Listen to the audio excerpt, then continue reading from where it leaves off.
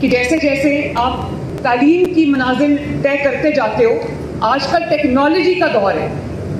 आजकल आपको सिर्फ किताब और पेपर और पेंसिल से गुजारा नहीं होता। मैं समझती हूँ कि आपको रिसर्च करनी है, आपको अपनी असाइनमेंट्स करनी है, आपको गैजेट्स की ज़रूरत है, आपको टेक्नोलॉजी को इस्तेमाल करने की ज़रूरत है। तो इसलिए लैपटॉप खरीदना भी और अच्छा लैपटॉप खरीदना भी सबके बस की बात नहीं है। इसलिए मैंने ये सोचा कि मैं जो बच्चे 60% से ज़्यादा परफॉर्म करते हैं उनको लैपटॉप्स में उनके हाथ में बतौर तोहफा दूँ, ताकि उनको फिर मुश्किल पेश ना आए। तो मुझे ये खुशी है कि मेरे सामने जो बच्चे बैठे हैं उन्होंने वसाइल की परवाह नहीं करते हुए उन्होंने जिस तरह एकेडमिकली परफॉर्म किया है, तो मैं आपको ये एक बार फिर कहना चाहती हूँ कि मुझे बतौर माँ आप सब पे बहुत फ़ख्र है, बहुत फ़ख्र है। शाबाश।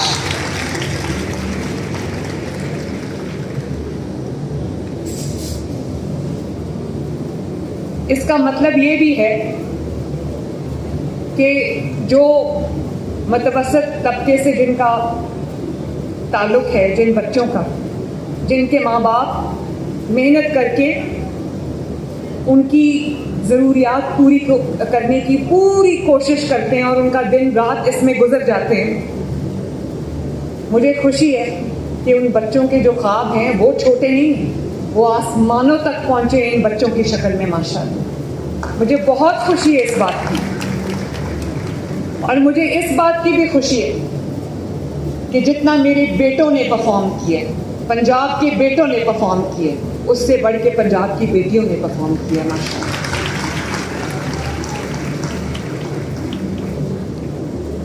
बच्चों, मुझे अभी बता रहे थे एजुकेशन वाले कि एक मुसलमान बच्ची ने जिसने टॉप किया, उसका जो उस्ताद था वो माइनॉरिटी से ताल्लुक़ रखता था, और एक माइनॉरिटी का स्टूडेंट जिसने टॉप किया है उसका उस्ताद जो है वो मुसलमान है। ये है पाकिस्तान, ये है पंजाब,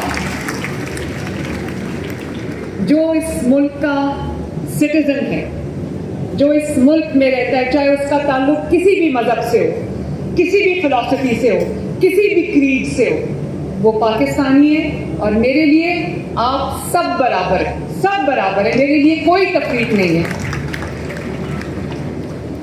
और मुझे इस बात की भी खुशी है कि जहां सिफारिश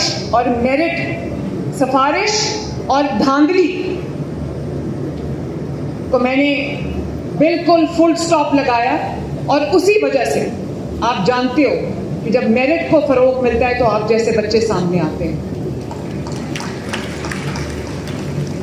आज पोजीशंस बिकती नहीं है।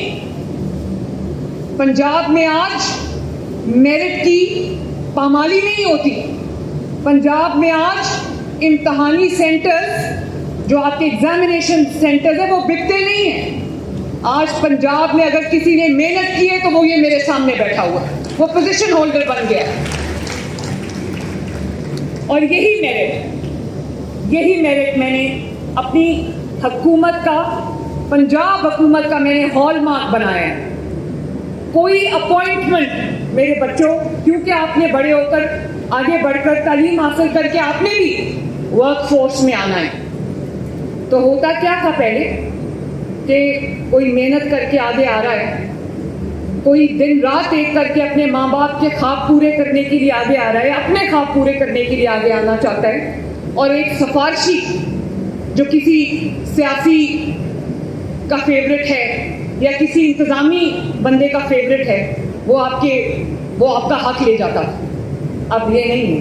अब अगर मैं खुद एक पोजीशन के लिए, ये आईजी साहब बैठे हैं, चीफ सेक्रेटरी साहब भी बैठे हैं, चाहे मैंने कोई कमिश्नर अपॉइंट करना हो, या मैंने कोई डिप्टी कमिश्नर अपॉइंट करना हो, या मैंने कोई असिस्टेंट कमिश्नर अपॉइंट करना हो, मैंने कोई जो डीपीओ अपॉइंट करना हो, आरपीओ अपॉइंट करना हो, ट्रैफिक का ऑफिसर अपॉइंट करना हो, कोई सेक्रेटरी अपॉइंट करना हो, कोई head of the department appoint करना हो, कोई वाइस चांसलर अपॉइंट करना हो, तो मैं पैनल्स मंगवाती हूँ और मैं पैनल्स का इंटरव्यू खुद करती हूँ।